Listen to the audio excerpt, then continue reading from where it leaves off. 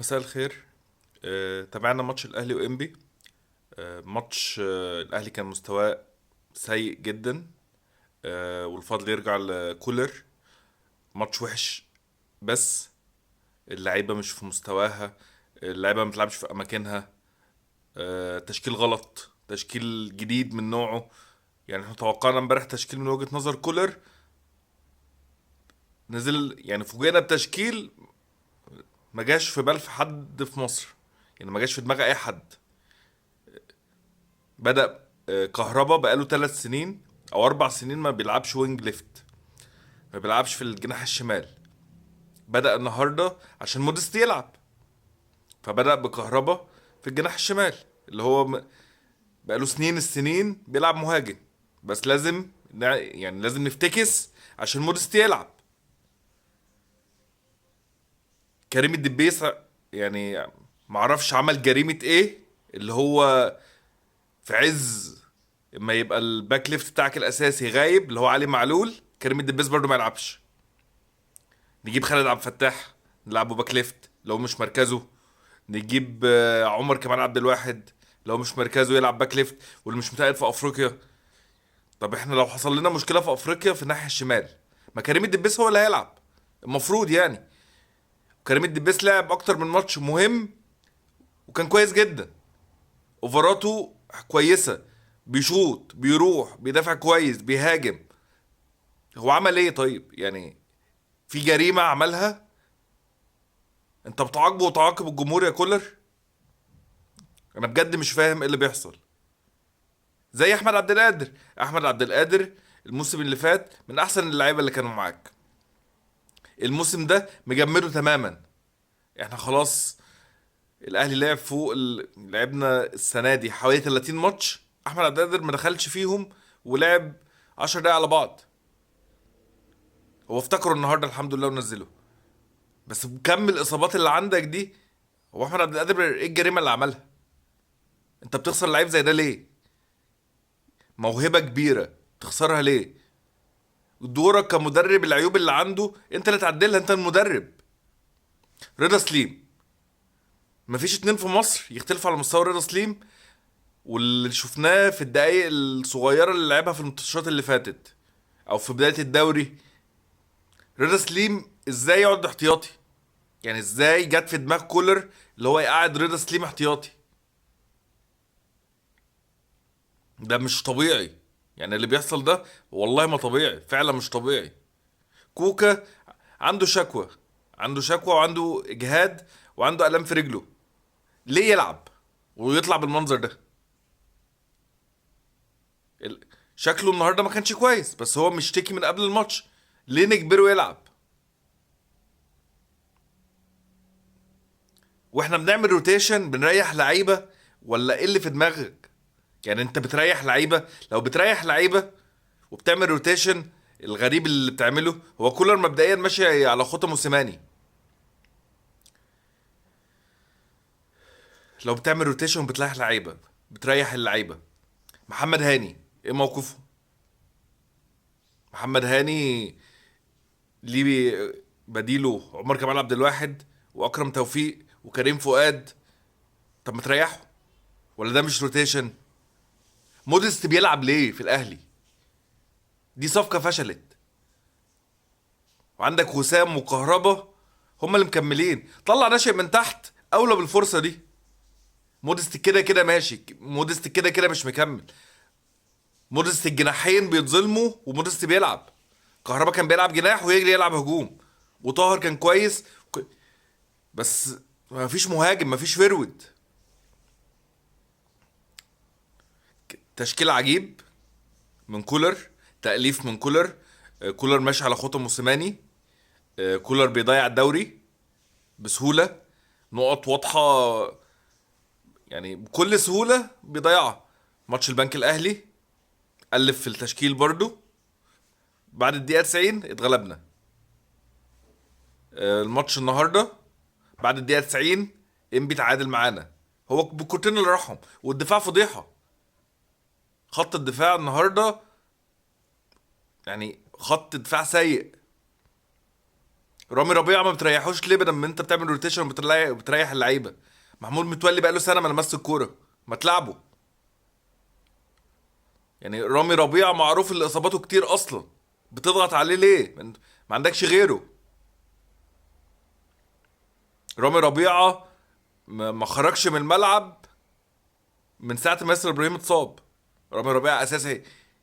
عبد المنعم ممكن يكون خرج ماتش او ماتشين، رامي ربيعه مكمل.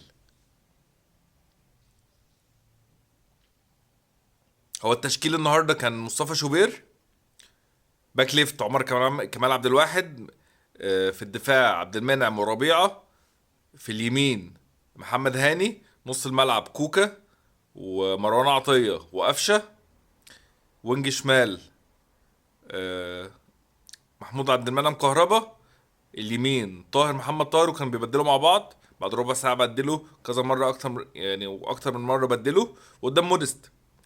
مودست ما ينفعش يدخل قائمه الاهلي اصلا. مودست عنده 36 سنه، ما ينفعش يبقى لعيب في الاهلي. مودست صفقه فشلت. موس- مودست بيضيع مجهود اللعيبه. واللعيبه النهارده ايه ضاعت الفرص دي؟ ضاعت فرص غريبه. الاهلي في اخر الماتش ضيع فرص كتير. فين دور كولر؟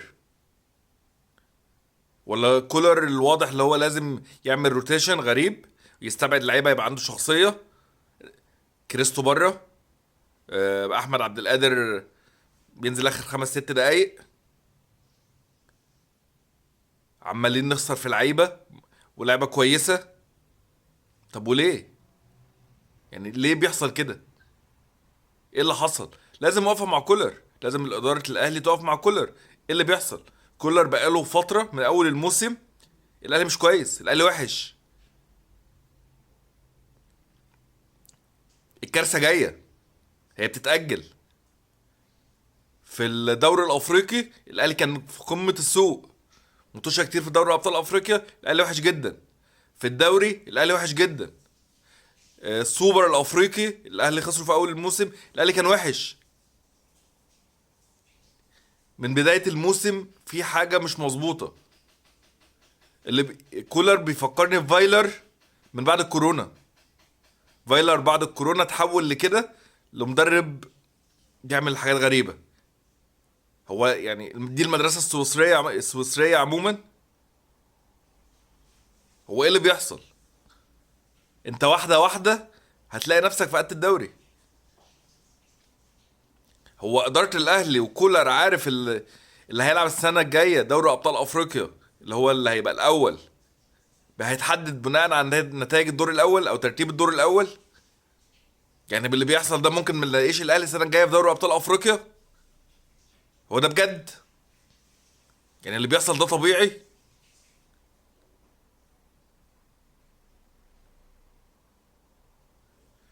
انا مش عارف والله، انا مش عارف. هو ماتش يحرق الدم، ماتش وحش. اللعيبه كلها ما كانتش قد المسؤوليه.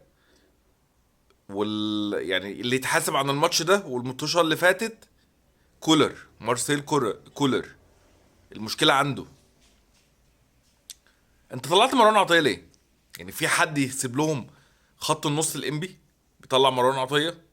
يعني طلعت كوكا عشان كوكا كان وحش جدا، طلعت مروان عطيه ليه؟ طب لو هنطلع مروان عطيه مش اكرم توفيق اللي ينزل؟ حد يمسك نص الملعب. هو السوليه وقفشه هيشيل نص ملعب الاهلي؟ يعني ماتش غريب. الاهلي لازم وقفه. الاهلي هيحصل مشكله قريب جدا لو ما حصلش وقفه مع مارسيل كولر. الاهلي في خطر. الماتشات الجايه يعني الاهلي دون المستوى تماما. ماتش مازيمبي اللي هناك ده هيبقى مشكله كبيره لكولر لو محدش فوقه. آه، حتى يعني موسيماني اما كان بيضيع في الدوري وبيقلب في الدوري بيعمل زي كولر لما بيعمله دلوقتي بالظبط. موسيماني كان فيه شويه مركز في افريقيا وبيلعب كويس في افريقيا ومبوظ الدنيا في الدوري. كولر نتائجه كويسه في افريقيا بس مفيش مستوى برضه في افريقيا. هو الاهلي وحش. واحنا قلنا في ماتش الاهلي وسيمبا اللي فات الاهلي كان وحش. الاهلي مش كويس، مفيش مستوى. هو الفريق ده او كولر بالشكل ده واللي بيعمله هيلعب مازيمبي؟ ولو عدى مازيمبي هيلعب صن داونز ازاي؟ يعني الفريق ده صن داونز يبهدله. حد يعني لجنه التخطيط واداره الكوره في الاهلي لازم يقعدوا مع كولر يشوفوا فيه ايه اللي بيحصل، يعني المشكله فين. والمواهب واللعيبه اللي عماله تضيع دي على الفاضي، لا لازم واقفه مع كولر. يعني كولر في اداره كوره فوقيه، هو مش الحاكم بامره في الاهلي. انا شايف اللي كريستو احسن من لعيبه كتير موجوده، ياخد فرصه. احمد عبد القادر احسن من لعيبه كتير بتلعب، ياخد فرصه. ليه نخسر اتنين لعيبه من احسن اللعيبه اللي موجوده؟ ليه نخسرهم؟ كهربا ما نزل لعب في مكانه جاب جونين، وكهربا بعيد عن الملعب بقاله فتره وكنا بنخسره. وزي ما وخسرنا يعني زي ما خسرنا محمد شريف قبل كده. يعني كريستو، عبد القادر السنه دي، وممكن كهربا من ضحايا كولر. والسنه اللي فاتت كان محمد شريف مشي وكان ما بيلعبش. محمد شريف كان هداف الاهلي السنه اللي فاتت.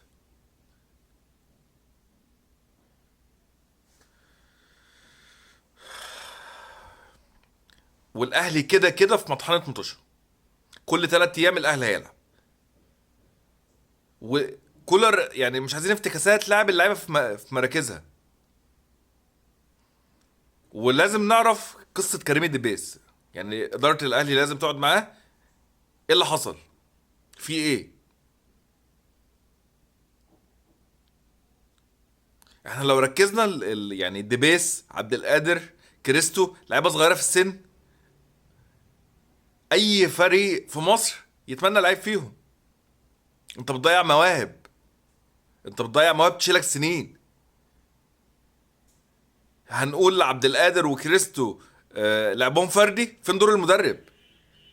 انت دورك تقومهم وتدربهم وتحسن من ادائهم زي ما فايلر عمل مع رمضان صبحي. مش تبعده وتطلعه بره ومتكاسل في التدريب، واللي بيظهر في التدريب وطاهر احسن منهم. ازاي طاهر احسن من عبد القادر وكريستو؟ يعني ازاي؟ في اي منهج ده؟ ازاي عمر كمال عبد الواحد او خالد عبد الفتاح احسن في الباك الشمال من الدبيس اللي هو اصلا باك شمال، اللي هو مركزه، اللي هو بديل معلول؟ لعيب الشباب اساسي في الشباب وفي المنتخب الاولمبي، وكان محتمل يروح المنتخب في الفتره اللي كان بيلعب فيها ايام فيتوريا. لعيب ادى معاك اي ماتش انت لعبته، كان مستواه كويس، اوفراته كويسه جدا، دفاعيا كويس وبيهاجم وبيشوط. لازم اوقف مع كولر.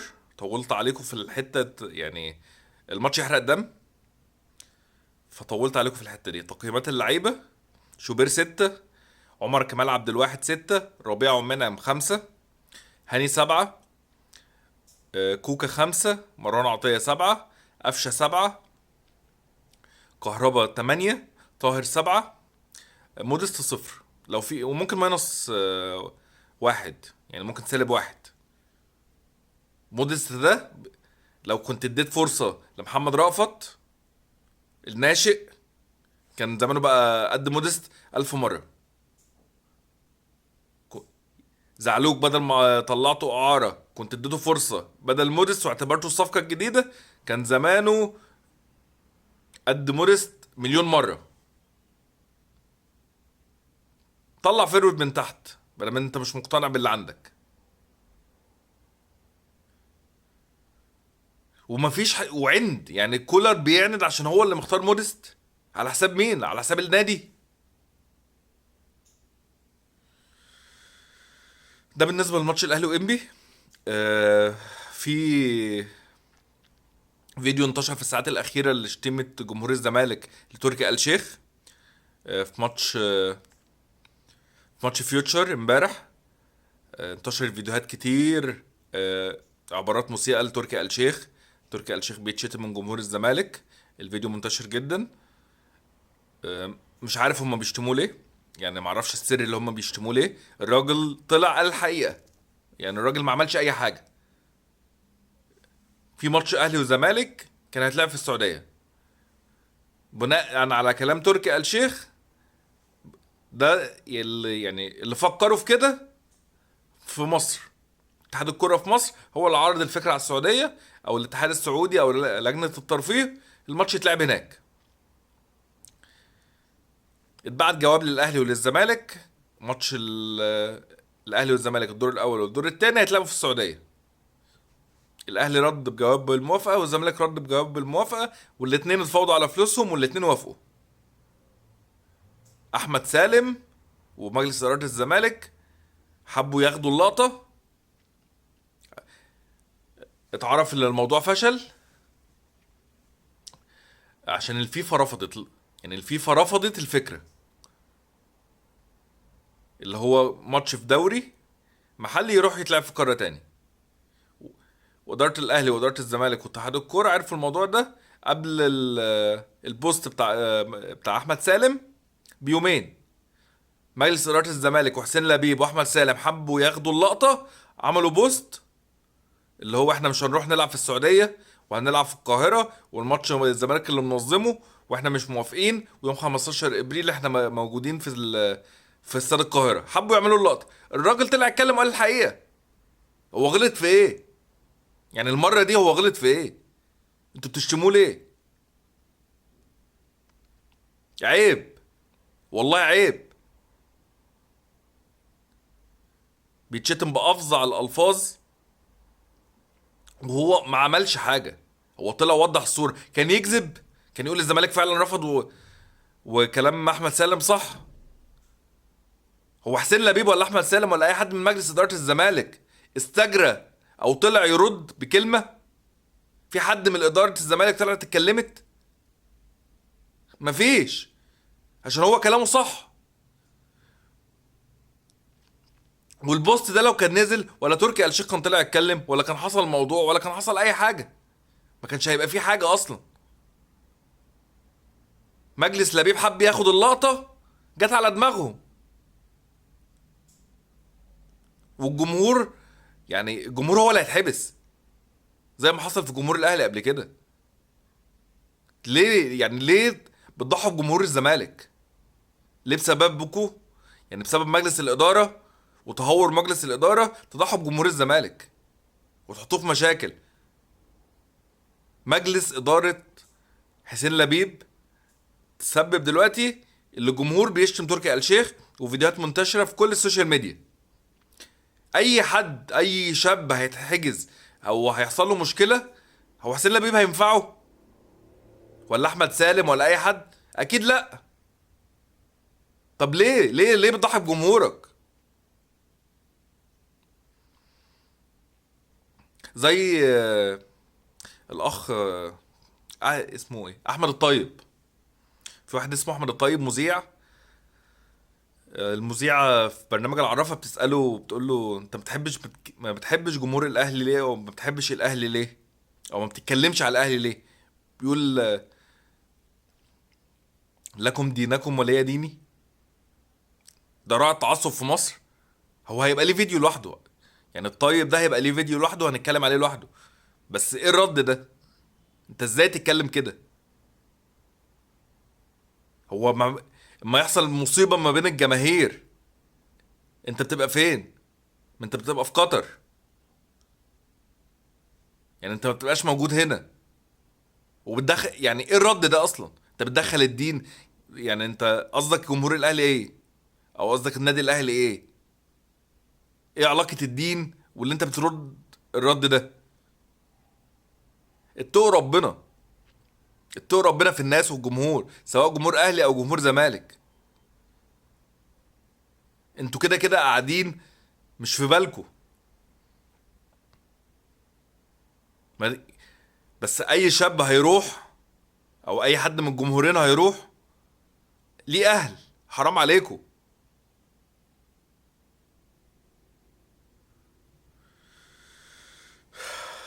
مرتضى منصور طلع اتكلم برضو من ضمن سلسلة التصريحات اللي عمال يطلعها، زي ما قال امبارح على صفقة عبد الله السعيد بالنسبة للزمالك هي مش اكتر من كده نسا ولاعيب كبر في السن. طلع اتكلم النهارده قال السبب ال 14 بطولة اللي الزمالك خدهم في عهد مرتضى منصور تركي آل الشيخ. اما الفلوس كانت حسابات الزمالك كان محجوز عليها في البنك بسبب ممدوح عباس، تركي آل الشيخ هو اللي كان بيصرف على النادي في عهد مرتضى منصور والفترة المؤقتة بتاعت حسين لبيب. وحسين لبيب كان طلع قال كده مع عمرو أديب، فقال الفضل يرجع لتركي آل الشيخ في ال 14 بطولة اللي الزمالك خده. انا مش عارف هم 14 ولا كام، بس ده تصريح لمرتضى منصور. وقال اللي تركي آل الشيخ اللي بيتشتم دلوقتي من مجلس إدارة الزمالك كان مستضيف مجلس إدارة الزمالك كله بعائلاته لمدة 7 أيام في السعودية في ماتش الأهلي والزمالك اللي في الكاس على حسابه، والناس دي كلها كانت قاعدة على حساب تركي آل الشيخ. بس هو ده الفيديو اللي كان معانا النهاردة، ودي الأخبار. طولت عليكم. سلام.